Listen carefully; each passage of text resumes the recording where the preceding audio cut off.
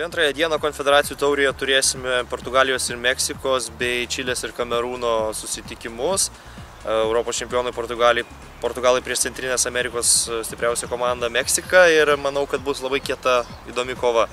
Iš tikrųjų turėtų vyrauti galbūt labiau gynybinis futbolas, nes mes ką ir pamatėme, kaip Portugalija žygiavo Europos čempionų titulo link, tai buvo žaidimas sustyguotas nuo gynybos.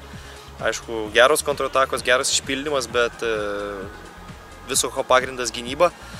Meksika irgi yra komanda panašaus stiliaus, nors vėlgi abie ekipos turi stiprių žaidėjų, potencialiai labai pajėgių, ką jau kalbėti apie Cristiano Ronaldo, kuris yra sudėtyje, bet klausimas, kiek bus pasiruošęs gerai šitam turnyrui po sunkaus sezono, vis tik laiko praėjo netiek daug ir gali nuovargis būti faktorius. Sunku pasakyti, ar tas ryškiausios žvaigždės parodys geriausią futbolą, bet faktas, kad jos bus. Meksikos rinktinė netaip seniai mačiau žaidžiant atrankoje pasaulio čempionate, tai tikrai talentingo jaunimo turi, man labai jų saugas Hirvingas Lozano krito į akis kaip stiprus žaidėjas, kuris galbūt galėtų atvykti jau ir į Europą artimiausių metų į neblogas komandas sustiprinti. Turi Meksika ir stiprių gerų veteranų, abi komandos turi veteranų, tokį jaunimo ir patyrusių žaidėjų mišinį, sakykim, ir galvoju, kad apylygiai šansai abiejų komandų šitose rungtynėse, bet aš iš esmės manau nebus labai atvira kova. Manau, turėtume pamatyti gynybinę taktinę kovą. Aišku, tai yra konfederacijų taurė, tai nėra pasaulio čempionatas ir galbūt tas pasirengimas yra šiek tiek kitoks.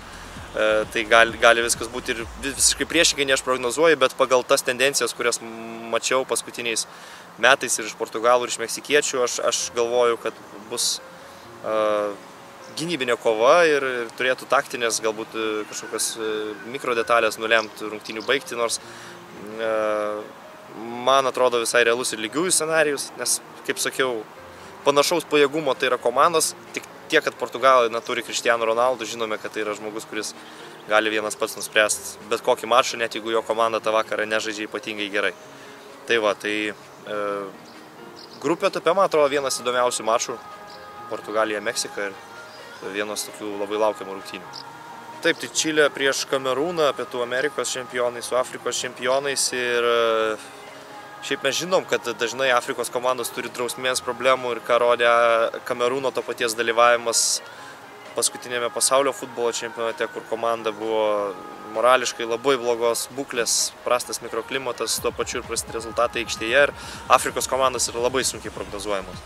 Tai taip pat yra ir su Kamerūno rinktinė čia, o iš Čilės mes jau maždaug žinome, ko galima laukti. Tai yra mano galva tikrai viena iš elitinių komandų, labai stipri komanda ir jeigu mes pasižiūrėtume vieni sudėtį, tai beveik kiekvienoje pozicijoje turi po gero lygio Europoje žaidžiančius futbolininkus.